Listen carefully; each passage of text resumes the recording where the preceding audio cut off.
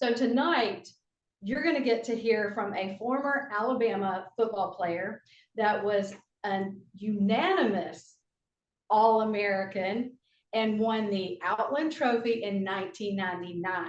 In addition to that, he made the Pro Bowl 6 times with the Washington Redskins.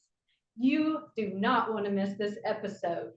Welcome to Inside the Red Zone with Coach Smith and Mrs. Coach.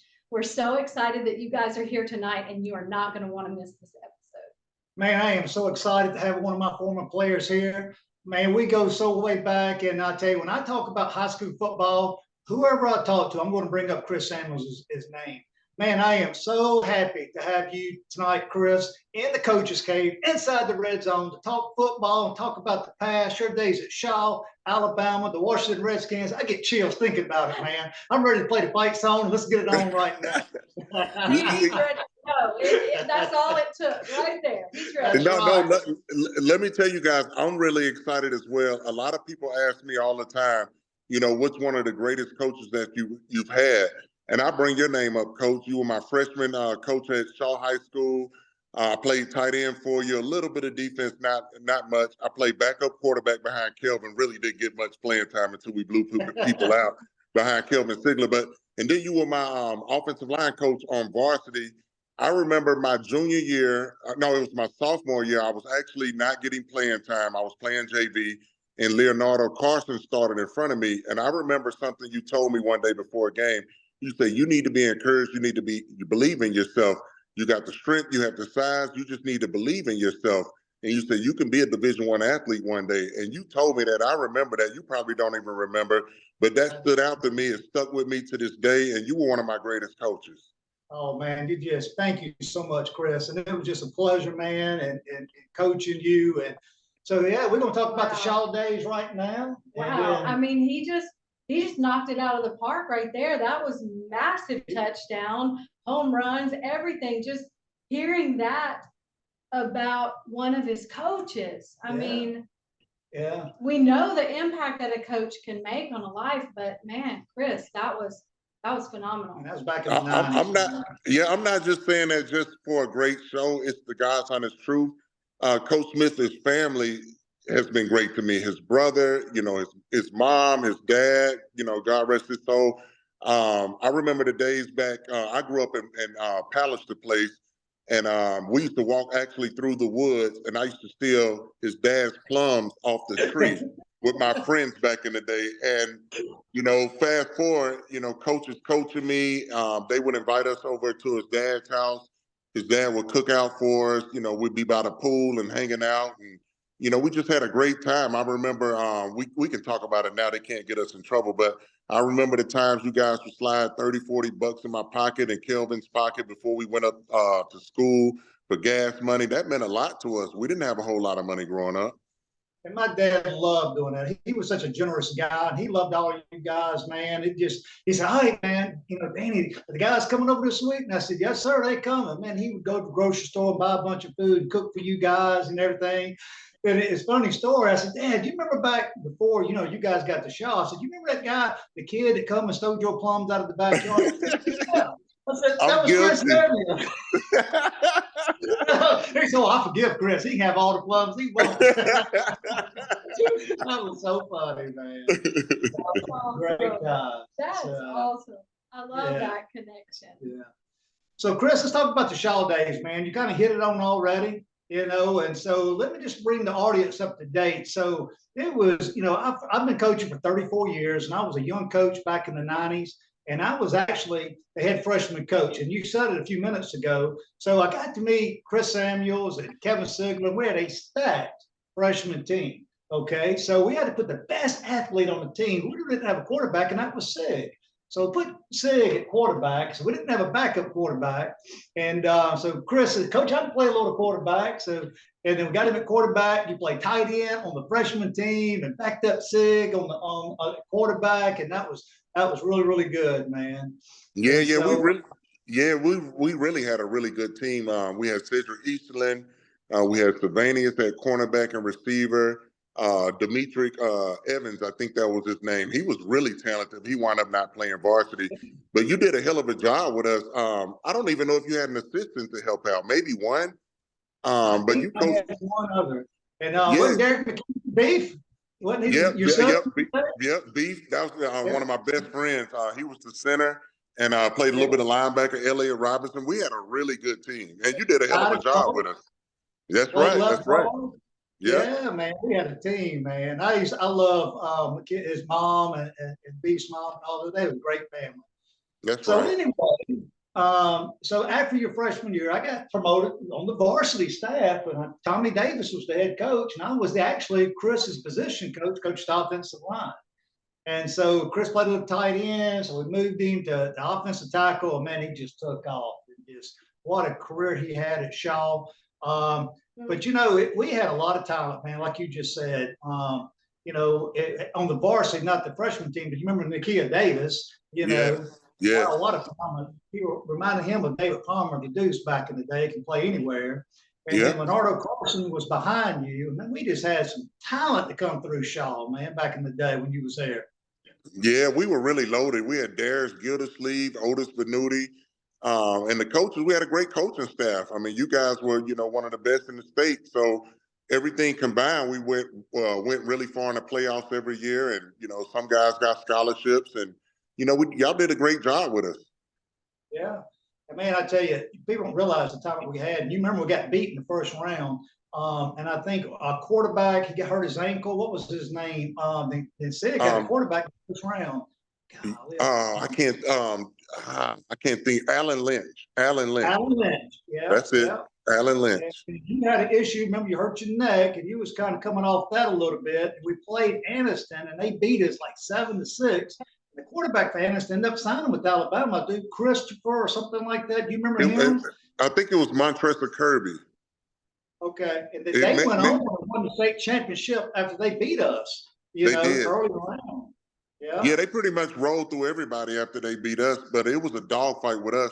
I actually didn't play in that game because remember the 10th game of the regular season, we played LaFleur, and that's when I hit the kid, and I wound up, you know, finding I had the spinal stenosis deal with the narrow disc, and everything went numb, so I didn't get to play in that game.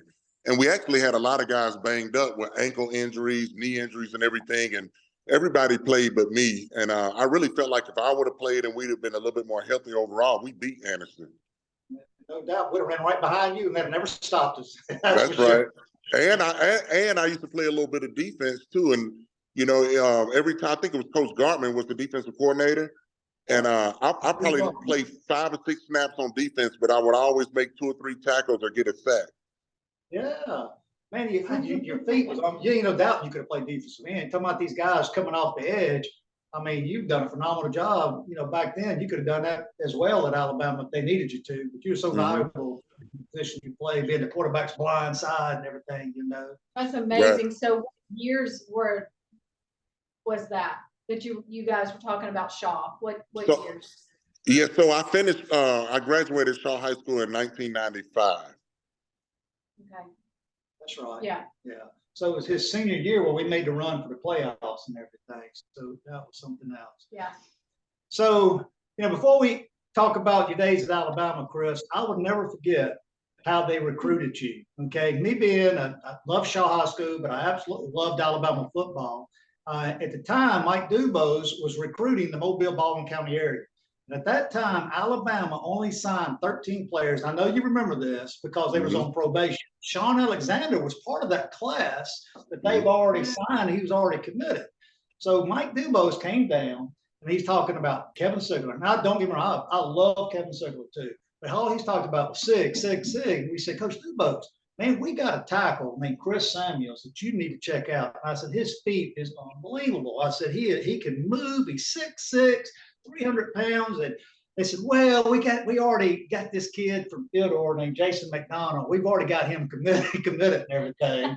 And so he said, all right, well, let me see what I could do. So I'll never forget, Michelle, we had our age VHS tapes. We had 3 VHS tapes. Ooh, that's taking it back. And we wrapped them with that white athletic tape and put Chris Samuel's name. I said, Coach, take this back and show Coach Stahl as he shared this. And he really didn't want to. He said, all right, he took him. So he took him back to Tuscaloosa. It's like, all right, man, God, please let them take, notice Chris.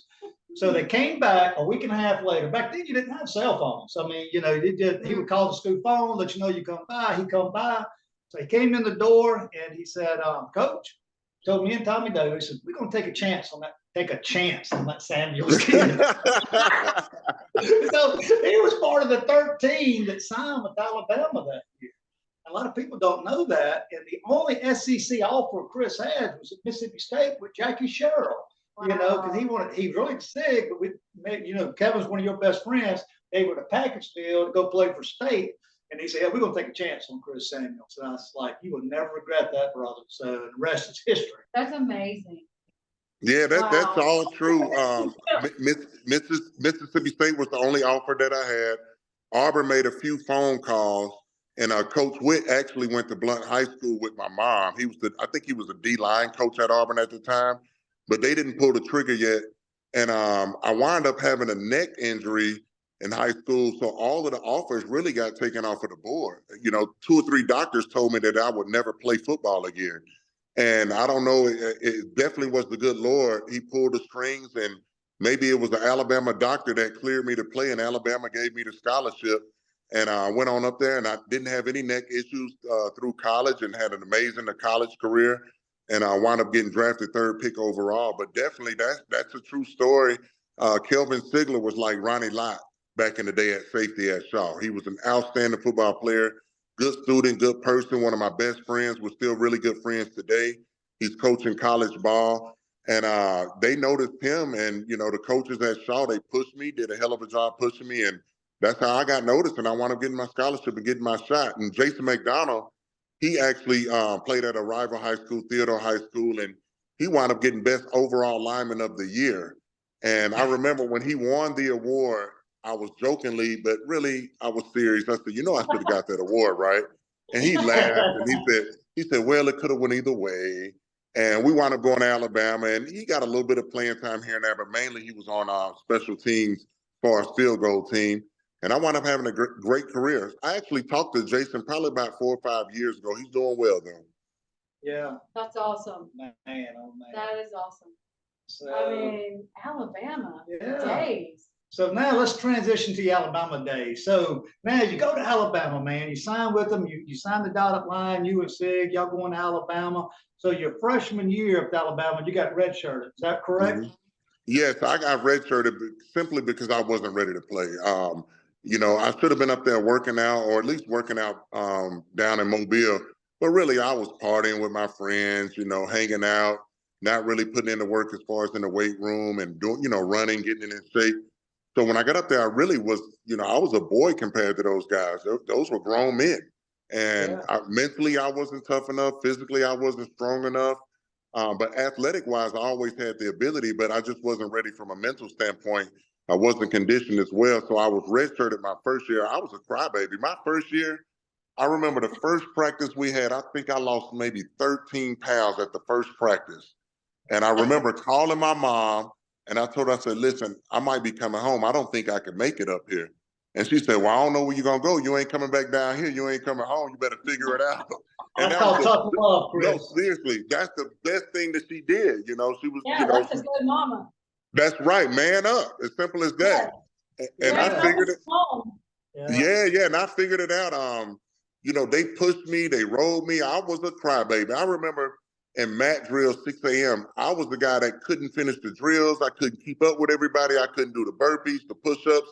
They would just send me on the side by myself to bear crawl. Literally a crybaby. And seriously, I don't even know if you know that, Coach. I was about to quit. I couldn't handle it. But I stuck it out. I kept going. Yeah. So Coach Dubose, all of them kept pushing me. Coach Pearman, my offensive line coach. And I remember we had our mat drills. Coach Pip. So basically, you have all of these stations set up between your position coaches. And I can never finish all of the drills. And your actual position coach, you would finish on his station. And I remember it was bear crawl, and then you have to do seat rolls. And I remember this one day, I said, I'm not quitting. I'm going to get through this. And I finished the whole drill. I remember right on my position coach, and he would always hang me because I was the crybaby. I was soft, and he would keep me in the drills longer than everybody. And I just went crazy this day. I'm screaming and I'm doing these seat rolls back and forth, and I'm like, ah. And I finally finished the whole drill. And I remember TJ, the strength coach, came to me. He said, "You know what? I'm proud of you. You finally manned up. You finally finished." He said, but so right when I finished, I threw up everywhere, all over the turf in the indoor field. Excuse my language. I know this is a Christian channel, but TJ told me, he said, "I'm proud of you. You finally manned up. You finally finished." He said, "Now go in there and get that dust playing that broom and clean that shit up off my floor."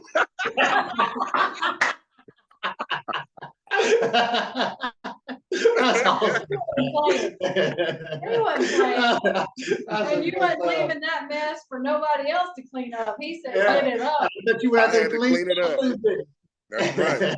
But from there though, actually, I remember they had a kid named Daryl Blackburn. He was actually older than me. I think he was a junior going into a senior year. And nobody could block him. I remember in the SEC championship against Florida, I think it was 1994. He had like 3 sacks in the first half. He was an outstanding defensive end.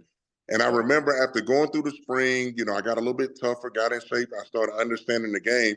And I was blocking Daryl Blackburn one-on-one, locking him down in pass pro, and everybody was like in shock. And that from then on out, I pretty much took off. I think that my redshirt freshman year, the first 3 games of the season, I didn't start at left tackle. They had a kid named Sage Spree in front of me I think he's from Bowler G, Alabama. Oh, you big, tall, white guy, like 6'8", everything plays. Yeah. Probably at least 6'6", 6'7". Yeah. And I wound up. He didn't have no feet, Chris. I know he couldn't move as well as you, man. But go ahead. He couldn't, but he was starting at left tackle, but they would rotate me in and out with him like every series. I remember we played Kentucky, and he got his butt handed to him. And also Joe Holiday would rotate with us as well. He was playing left tackle. Both of them got killed by this guy that we played against. I don't know his name, defensive end from Kentucky, but I wound up shutting the guy down. I'm pancaking him and everything. And from then on out, I was the starter, and I never looked back. I always started from then on out. I was going to ask you, when did you actually start? Maybe your after your redshirt year, your freshman year, about midway. And I know you started the rest of your career and everything. Yeah. But I tell you, one of my favorite picks of you at Alabama when y'all beat Florida in the swamp, when in overtime, when Sean Alexander, I think y'all ran a counter or something, and everybody focused on Sean. But if you look in that picture, man, you had that dude about 10 yards down the field, and you was pancaking him. You know the pick I'm talking about? Yeah. Look at Sean. Look at Chris Samuels. They run behind him, run the counter right here. Look at his guy 10 yards down the field. That was a great game, man. Yeah, Sean Alexander, he lives probably about an hour, 30 minutes from me up this way. He lives in Virginia. And Sean sent me a clip of that actual play. So I'll send it to you when I get a chance. Maybe you could play it on there. But it was a counter off the left side. I was with my left guard, Griff Redmill. We double teamed the 3 technique. We caught the linebacker up inside. And they had a number 4 at I think he was the safety. And he was scraping across about to make the tackle. And after we pancaked the defensive lineman, I came off and knocked him down as well. And Sean scraped off the left side to go in and score. We tied the game in overtime, and I think we made the extra point to win the game. Do you know that? Do you know who called that play? Who? Coach Stallings called it. That was the first time y'all got in that certain particular formation and ran that counter. And he said, y'all have not shown that the entire game. And the first play, because it went from the 25-yard line, Coach Stallings went up. And I know I forgot who your OC was at that time, but Coach Stallings called that play in that formation who won that game down in the swamp. Wow, because what we did, we had Drake, the tight end. He was next to me, and we arc released him for the corner. And when we arc released him, the defensive end playing his technique, he widened, and that way the count. That was easy for the guard to kick the defensive end out. I know the play like yesterday. Yep. Oh yeah. So you really got to get him a false move right there to get him upfield a little bit, give him a better angle for the guard to kick him out. And the tackle folded back in there and got to the linebacker. But man, y'all just crushed that whole left side, man. Just one at the point of attack. It's a huge hole, great play. Of course, you got an All-American running back like Sean Alexander too. And man, I think that was the first time Alabama was beating Florida in the swamp in many, many years until that game. So what a game. That's right, because going into that game, Florida hadn't lost in the swamp in 31 games. I remember Lee Corso picked Florida to beat us 61-7. He said that their receivers was going to exploit our DBs, and we wound up beating them. And then we met them in the SEC championship again, and we blew them out 34-7. Again. That was something else, man. That's great. That, I love talking Alabama football. I know. I love that. I love that so much. Which is crazy ironic right now. I've got to make this insert because last Thursday night, I just got to meet and spend a little bit of time with Tim Tebow. He was here in Mobile for Victory Health Partners, and talking about Florida and the swamp, Gators and everything. So I just got to meet Tim Tebow. Then here I sit with Chris Samuels. I know, this is amazing. I love my life. I tell you what, Tim Tebow's an outstanding athlete, outstanding man of God. I remember watching him play, and there was some times that they beat Alabama, and I was pissed off about it, but they beat us. And he's a great football player, great leader. He worked his butt off, and I'm really proud of him. He's done an outstanding job. Well, he almost signed with Alabama. Came down to the last two schools when Schuler was the head coach. Yeah. And then at the last one, he pulled the plug and said, "I'm going to go ahead and sign with Florida." It was down to Alabama and Florida. I remember taking some kids up there when I was at Davidson and seeing Tim Tebow on the sideline. On the sideline. As watching the game as a recruit. Yep.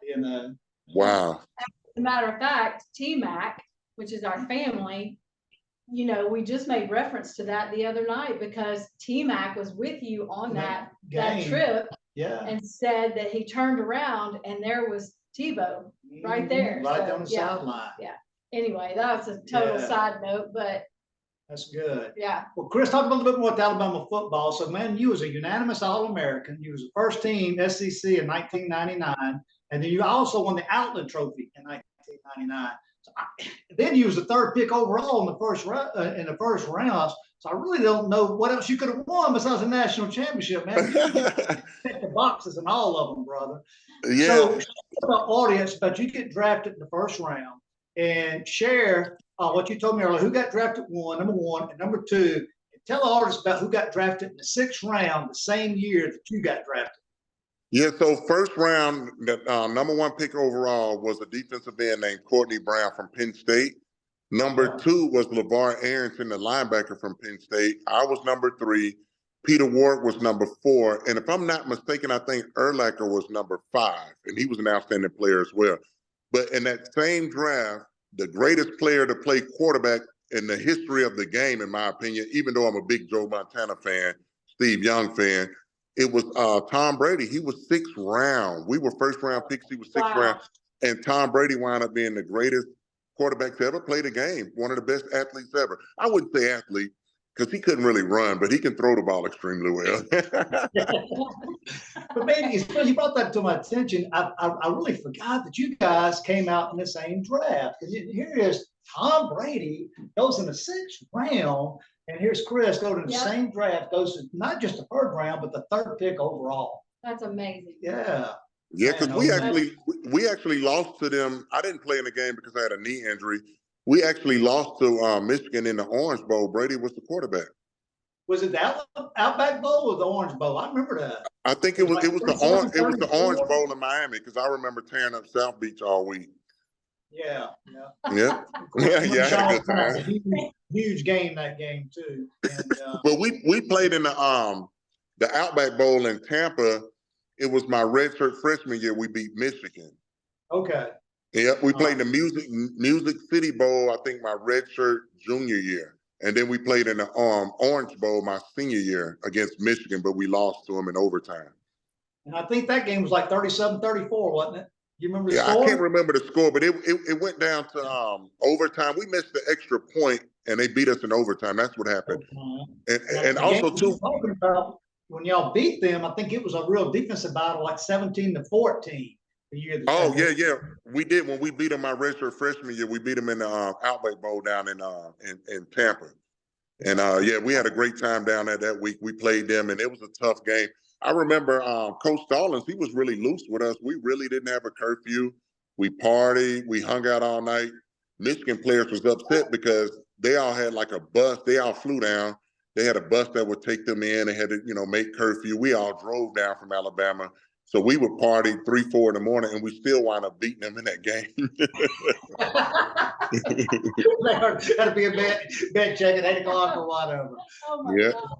Yeah. And also too, I'm sorry. Insider. Yeah. Yeah. So also too, we got to highlight my senior year. We wound up victory on the Plains. That was our first time beating Auburn in Auburn. Oh yeah. Yeah, Wow. victory on the Plains. Yeah. So I think it was in their new stadium or whatever. And I remember that game. It was so crucial because we went into the game. We were highly favored to win the game because we had a really good season. Auburn probably lost 4 or 5 games already. But Iron Bowl is the Iron Bowl. It doesn't matter about a record. It's a rivalry game. Anybody can beat anybody. So we're playing the game and they're beating us at halftime. They had Marcus Washington and good defensive guys. Martavius, I think they had Martavius Houston that year as well. Maybe he left already, but they had a really good defense and they were beating us at halftime. And we were shocked because we were favored to win. And I remember the coaches and everybody really didn't know what to say. Everybody's all nervous and uptight. And it's a video out there. I don't know if you can find it, Coach, but it's Victory on the Plains. And at halftime, I just stood up and I went off on everybody. I didn't curse anybody out. I was very respectful. But I told them, I said, listen, this is my last time to play Auburn. I said, I'll never get another chance again. I said, if y'all don't want it, do it for me. And I said, coaches, stop throwing the ball everywhere and put the ball behind me. We'll win this game. And I know I'm serious. We went back out there and Cornelius Griffin wound up getting a safety and on them, and the game turned, and it was a Sean Alexander show behind that offensive line, particularly off the left side. I mean, we gassed him. Sean probably ran for 160 yards. Wow. Man, oh man. Wow. In the second half. Yeah. Yep. I can remember something, you might have told that story before, but I remember people talking about got up during halftime and gave that speech, man. You really lit a fire and all of them were in to get them going and ended up winning that game. Yeah, coaches and players. I was pissed because I'm like, listen, this is my last time to play Auburn. I'm not going out a loser against these guys. I'm not going down. No. I love that. I love it. And I say this all the time, but I love the way y'all remember everything. You remember places and jerseys and colors and games and scores and years. I mean, it just amazes me. If you enjoy what you're doing, you're going to remember that type of stuff. Like I said, I could remember what I did yesterday, but I can remember back when you played at Alabama and played Shaw. That's right. That was our life. That's what we love. That's right. That's right. I know you answered this already, but I just think it is the greatest story to go back and talk about. Tell our audience one more time something that they really wouldn't know about you. So that question was kind of deferred about the fruit in the backyard because I thought it was so awesome as a young teenager, and you're just cutting through the yard and grabbing some fruit off the trees. Yeah. And then it was his dad. And then it comes back that I actually coached Chris and I have a great relationship with him, and he actually stole fruit from my dad's plum tree back in Auburn Middle School. That is a true story. I remember Dwight, Leroy, Beef, all of us that grew up together. Because we used to walk to school through the woods from our neighborhood to go to Scarborough Middle School. And so we knew the pathway and everything. We used to play in those woods, building tree houses, swimming creeks and everything else in our underwear. And our little tighty whities, we'd be in the creek. So we knew the way, but somebody came back and said, it was like 3 or 4 plum trees in Coach Smith's dad's backyard. And we used to sneak back there and we would bring our little bags from the grocery store and we would fill it up with a bunch of plums. We wouldn't even wash them off. We would be on the way home eating all of them. That's so awesome. I don't think anyone else would really know that. So I just thought that was so cool. Yeah, it's true. Yeah. So Chris, before we start talking about your NFL career, tell the audience a little bit besides football and keeping up with football. What are the hobbies, other things that you like to do? Well, my number one thing, I love to travel. I've been to a lot of different places. I've been to Africa. I've been to Egypt. I've been to, people say Tanzania, but the way they pronounce it there is Tanzania. Tanzania, I'm sorry. But I've been a lot of Egypt, Thailand, Japan. So I love traveling. I've been to Aruba probably 20 times. My kids, my ex-wife, we all used to travel all the time. I love fishing. That's my favorite thing to do, fishing. I caught my first fish, which really wasn't a fish, it was an eel. And you know where the battleship is down in Mobile? Yeah, off the Right causeway. over there. I was probably, yeah, I was probably 4 years old, and we're back there fishing right by the battleship. And I remember I was getting a bite, and I'm like, Daddy, I got a fish, I got a fish, I got a fish. And I was too young to reel it in. He got the reel, he reeled it in, and it was an eel. I thought it was a snake. I was like, Dad, I got a snake, I got a snake, I got a snake. And my heart was pounding, but I love fishing, deep sea fishing, fishing off of the dock, wherever. Municipal Park, I probably ate everything out of that lake over that way. And seriously, Municipal Park, I stayed over there Big fishing. bass and grill. Yeah. And Yes, your dad brim. was a great man. I remember your dad loved to fish. And, Yep. and he remember taking you and Chris. A lot of them know this, but Chris, there's a lot of Samuel brothers, Lawrence Samuels, and they all were so very athletic. But his dad was an awesome man. And I know he was Yeah. always talking about fishing and stuff, you know. So, and how's all your brothers doing, man? Everybody doing good? So everybody's doing good. My dad, Vietnam veteran, he can't walk now. But my mom, they're still together. They live in Virginia Beach. I had a house on the water down there where I used to go down for kind of vacation in the off season, go fishing. It's deep water, it's salt water. They live there, and my mom still lives with him, takes care of him. He has a couple of nurses to come in. So they're still hanging there. My dad's 79, my mom's 78. My oldest brother, James, he lives in Fairhope, Alabama. His oldest son, finished playing at Jacksonville State, and he had a really good career. Played some arena football after that. My youngest nephew, he went to Jacksonville State, played at Fairhope High School as well, and they both live down that way. My brother Dexter lives in Atlanta. My brother Lawrence, he's the second oldest. He lives in Tampa. That's where his main house is, but he's actually coaching tight ends at Tuskegee University. His wife is the vice president there, and quiet as kept. Wow. People think that I'm the best athlete from that Shaw area. Lawrence Samuels was the best athlete to come out of that area. He could play baseball, basketball, football.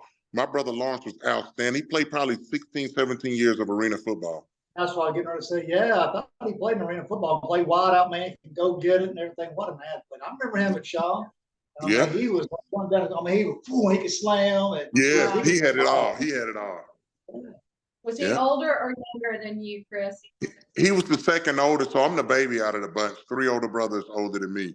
But Lawrence was the second oldest. But if you ask anybody in that area, you know, that Shelton Beach Road, Moffitt Road area around Shaw, the best athlete to come out, a lot of people will say Chris Samuels because I was, you know, made it to the NFL. I was third pick. But most people that was a little bit older, they would easily say, hands down, Lawrence Samuels, my second oldest brother.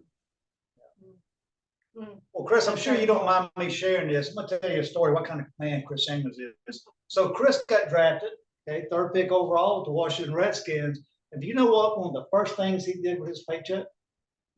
He bought his mom and daddy a house. Wow.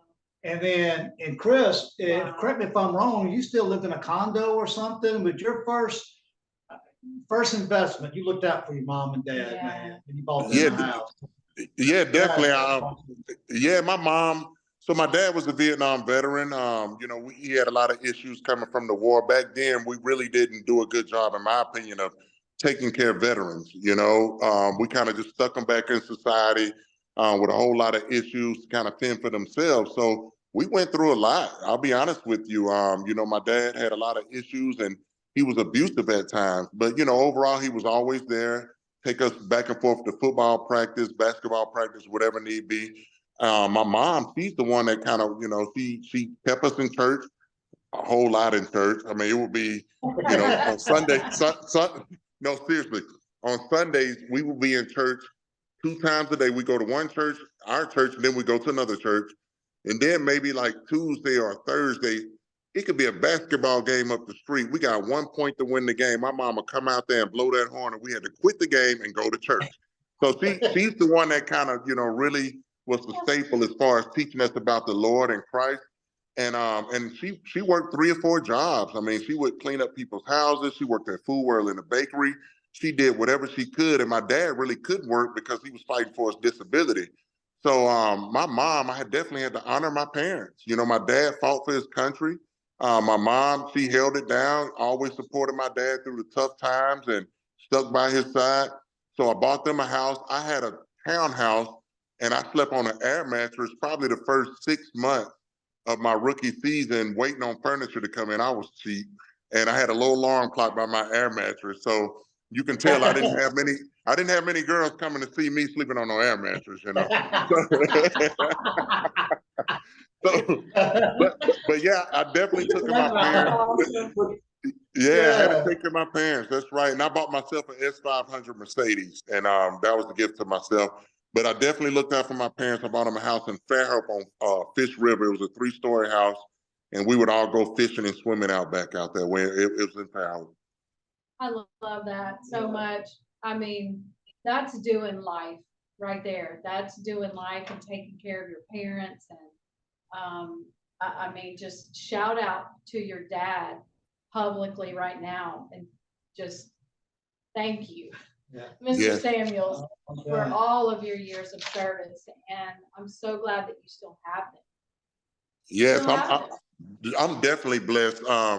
You know, my dad's been sick for a long time. You know, he's been in major car accidents, full body cast, you know, coming out of the military with mental issues and different things. You know, like I said, they didn't really do a good job of kind of treating those guys right when they got out. Now we do a much better job of, you know, treating our guys that come out of the service with honor, respect, getting them the proper treatment, medical treatment, and supporting their families financially and everything else. So, you know, my dad did the best he could. You know, we still had our dad. He was there. And we had our good times, we had our bad times, but he was always there. He loved us. A lot of times while my mom was working, you know, he would take us back and forth to practice, take us fishing, put in a lot of time with us. We do yard work with him, and we did man stuff. So, you know, he was a good dad overall. And my mom was an outstanding woman as well. We're truly blessed. You know, a lot of people don't have that. And for me to actually still have both of my parents living, it's a blessing. They live 3 hours away. My dad's been sick for a very long time, in and out of the VA hospital. And a lot of people have lost their parents, and they were 10, 15, 20 years younger than my dad. But he's still in here. He's a tough man. Oh, man. Yeah, that's a blessing to still have them for sure. Well, there's no doubt they raised you right, Chris. You've managed your money. You've always been a high character guy, a man of integrity, and that goes a lot to your parents. And Thank you. They definitely deserve all that credit. Absolutely. Yeah. So, man, we're going to talk about your NFL career, man. I know we run a little bit short on time now. So we've talked about the Shaw days, talked about the Alabama days. We heard about Chris, how much he loves to travel and how much he loves to fish. Yep. But, man, we're going to talk about your days at Washington Redskins, with the Washington Redskins. You know, a lot of people really followed you at Alabama, being in South Alabama. I mean, people nationwide followed you with Washington, but I really don't know. Our audience really knows what all you accomplished with the Washington Redskins. It's too much to remember. I'm gonna read these off to us, and this is amazing. So, Chris, we already talked about this. He was a 3rd overall pick with the Redskins, and that was year 2000 in the 1st round. Is that correct, Chris? That's right. Okay. All right, then his rookie year, he made all rookie team, okay, voted on by all the coaches and the associate press. He played 9 seasons with the Washington Redskins. Wow. Do you know what the average player in the NFL actually plays? 3 to 4 years. Chris played in the line 9 years. A 6-time Pro Bowl player. He got voted as one of the 90th greatest Washington Redskins ever, and he's also in the Washington Ring of Fame, man. That's a lot, brother. We're happy for you. Yeah. So talk a little bit about your days with the Redskins. Yeah, thank you so much. I'm truly blessed. You know, like I said before, I wound up finding out that I had spinal stenosis, which is narrow disc in your neck tight around your nerve cord. And they said in high school I will never play again once I sustained that first injury. But the good Lord blessed me to, you know, go on to Alabama and play, and actually play, you know, all those years in the NFL, make 6 Pro Bowls, you know, secure my future financially. I'm doing well. You know, I'm blessed. It is what it is. It's the good Lord that just had his hands on me. I remember, you guys don't even know this, but Jimmy Sexton was my agent. And I remember the Redskins had the number 2 pick, and they actually had maybe the 14th pick in the first round. So they had 2 first-round picks. And I remember God showed me where I was going to play pro football. I remember I was at a party in Memphis, Tennessee when I was training up there, getting ready for the draft. That's where Jimmy was, his office is, and where the Asian businesses ran out of Memphis, Tennessee. And it was a party. It was the Rams playing the Titans when the Titans lost to the Rams in the Super Bowl. And at this time, they had the number 2 pick and the 14th pick, I think it was. And I went to I had a dream the night before the Super Bowl. I told my agent, got witnesses on this. And so I had a dream that the Washington Redskins was going to select me number 3 pick overall. And I was like, that would be crazy, right? So we laughed about it. Probably 3 or 4 weeks later, Jimmy called me and he said, Chris, he said, you wouldn't believe this. The Redskins just got rid of their number 14th pick. I think it was 14th. He said they traded up and they got the number 2 pick and the number 3 pick. And he said they're looking for an offensive tackle. And that's why I got drafted. God's honest truth. I saw it in my dream. God revealed where I was going to play. So I wound up getting drafted to the Redskins. I had a really good career there. I love the DC area. This is where I live now. I live in Potomac, Maryland. It's just been a blessing. I remember getting drafted. I'm in New York City, Madison Square Garden, and I had my godfather there, Pearl, my best friend Beef, my brothers, my sister-in-laws, and my parents, and my granddad before he passed away, and my grandma before she passed away. And they all saw me get drafted. My ex-girlfriend was there as well, and it was just amazing, just to be drafted 3rd pick. I remember so many years as a kid and watching these guys get drafted, living their childhood dream out on national TV. And the good Lord selected me. He gave me the ability, and he gave me the discipline, the hunger, and I worked hard, and I achieved that. And that's something that I always stick, with me. Football was everything to me. I love playing football. Yeah. And then also too, I'm glad that I got drafted to the Redskins, even though I was a 49ers fan, because I hate the Cowboys. And that's our rivalry. I cannot stand the Cowboys. And I remember getting selected to my first Pro Bowl, my 2nd season in the NFL. And that was huge. So I went to Hawaii, brought the family over. We had an outstanding time. Ah, man, that's good. So you played with the Redskins for 9 years. So do you remember your record versus the Dallas Cowboys? You hate them so bad. Did you have a winning record versus them in those 9 years? Honestly, I think they beat us more than we beat them. I got to be real. I knew you don't tell a lie, man. Yeah, I got to be real. I think they beat us more than they beat us. Hey, was Steve Spurrier the coach your entire NFL career? No, so coming in, I was drafted by North Turner. Played 1 season under him. Marty Schottenheimer, my 2nd season, 1 year under him. Steve Spurrier for 2 years, and then Coach Gibbs came back for 4 years. And then we played 2 seasons under, I think it was 2 seasons under Jim Zorn. I got you. Man, you had a lot of different head coaches. But a lot of years, and Steve Spurrier was your coach at one time. Yeah, we had a lot of quarterbacks, a lot of coaches. Steve Spurrier was the coach. I'm not going to go any further and talk about that in depth, but yeah, he was the coach. I think we're out there, and you talked about that at one time. I do remember that now. Yeah, he's a good guy though. But I don't know. To me, he was a better college coach. He was an outstanding college coach. Won a lot of football games, a national championship. I think he won 1 or 2. But the pro football game was a little bit, advanced, from the college game. So it was a little bit different, but he's still an outstanding football coach. Man, that's something else. That's really, really cool. A lot of people don't know, of course, we run out of time. We could talk about your coaching career after you got through playing. I know you was at Blunt with Kevin Sigler, and you went at different places. But tell all this that you actually worked on Alabama staff for 2 years with Coach Nick Saban as you was one of the assistant offensive line coaches. Is that correct? Yes, I did. So basically, once I retired out of the NFL, I worked as an unpaid intern under the Washington Redskins at the time. And excuse me for saying Redskins, but that's who I played for, and that's who I worked under before they changed the name to the Commanders. So I worked under the Shanahans, and they taught me a lot about the West Coast passing game, the outside zone, inside zone. I learned a lot how to be an offensive coordinator under them. So then I actually went down to Blunt High School, worked under Kelvin Sigler. He was the head coach at Blunt. So we linked back up, and we worked together. And then from there, we both went to Alabama, and I worked under Nick Saban.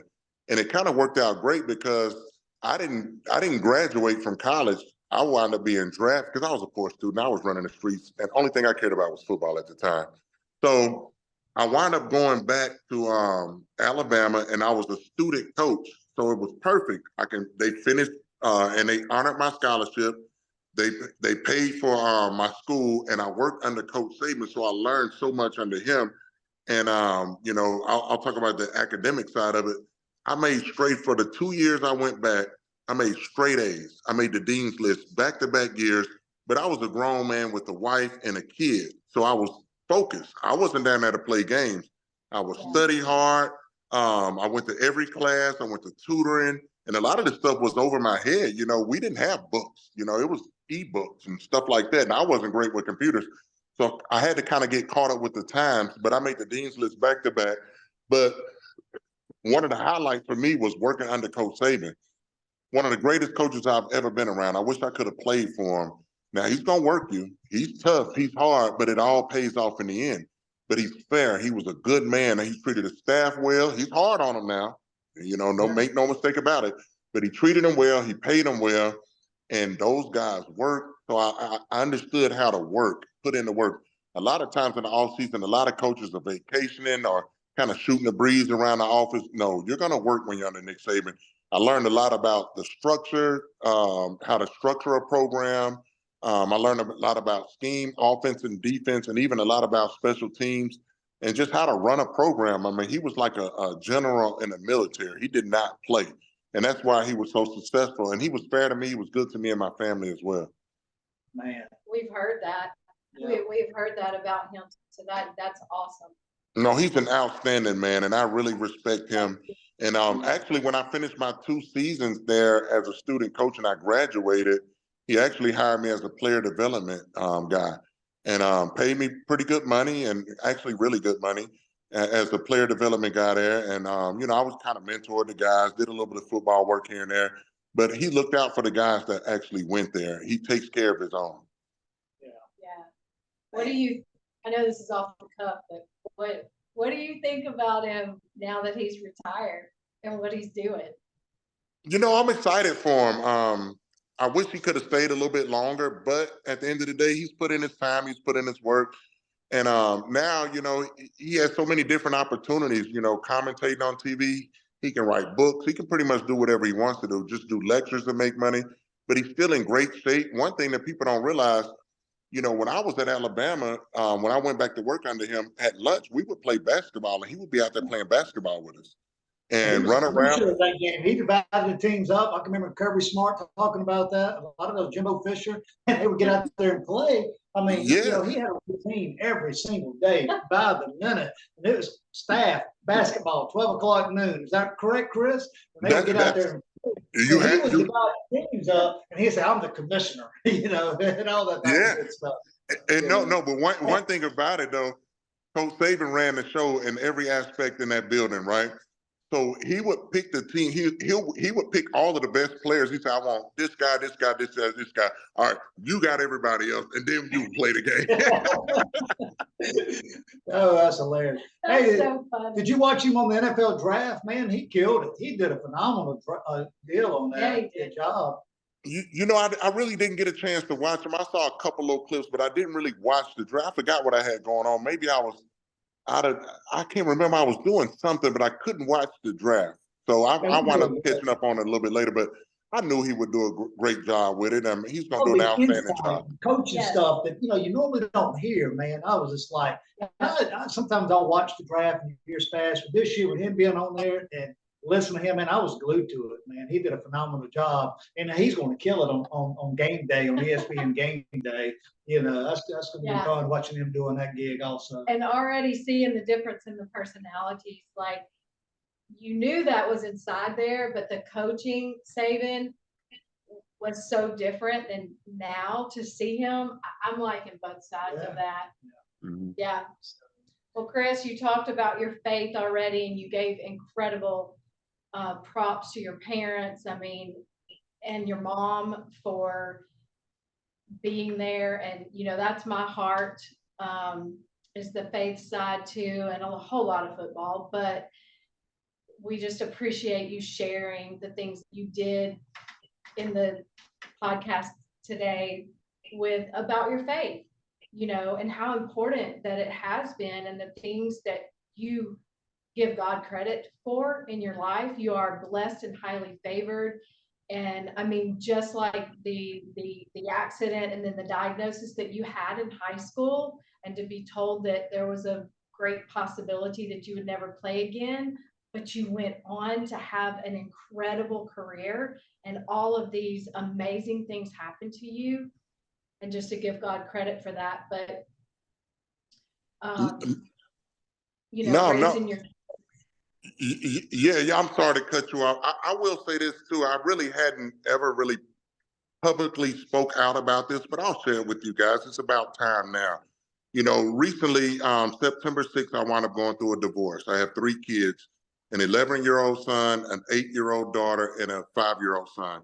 And I love my ex-wife. We're co-parenting now. We get along fine. We do what's best for the children.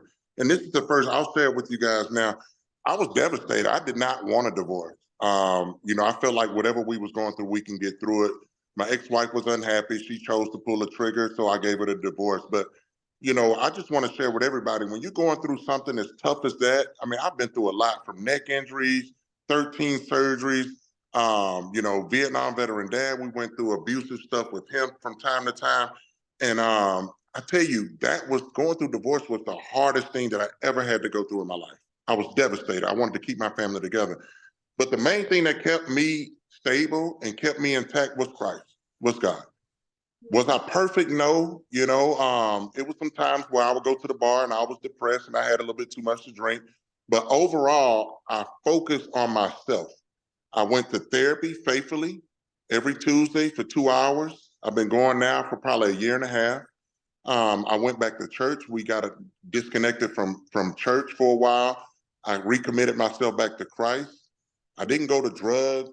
I started working out. I took care of my body physically. And I really just took care of myself, but I put God first.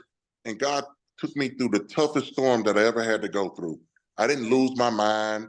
I didn't go out and hurt my family. I've heard the stories. It was a guy that I played with at Alabama. I'm not going to mention his name. Infidelity on his wife's side. He wound up killing himself.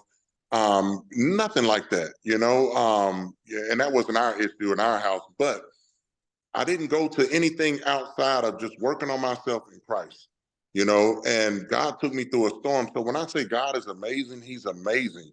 And we're even in a good place now. We're friends. We co-parent for our children.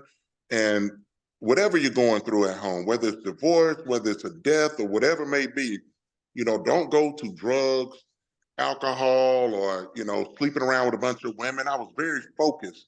I had to take care of myself so I can take care of my children and actually work with my ex-wife and co-parent. And Christ was the center of it. God took me through a storm. He's amazing. And I want to give Him glory right now because I didn't lose my mind. I didn't go out and start sleeping with a bunch of women. I didn't go out and become an alcoholic. It was sometimes I went a little bit hard, but I did what I had to do or whatever, but God took me through that part of it. But I didn't go to drugs. I didn't do anything like that. I just focused on myself, and I've been faithful to God, and God has taken me through, and I'm praying for God to deliver my new wife, and I'm trusting in that. Yes, Wow, Chris. what a story. Wow. Chris, that story right there, you're going to touch somebody tonight that's going to listen to this episode. They're going to hear about your days at Shaw and Alabama and Washington, but your last, when you're talking about Christ, what God's done for you, you're going to make a huge difference. Somebody is watching this episode tonight, man. That means more. Your relationship with Christ means way more than playing football. Yeah. And, That's right. God, thank you for sharing your story tonight, man. And iron sharpens iron, and you're gonna sharpen somebody by that testimony. God is our refuge and strength and a very present help in trouble. And you just shared that tonight. And thank you for sharing that, man. Yeah. No, I really appreciate it. I'm sorry, Michelle.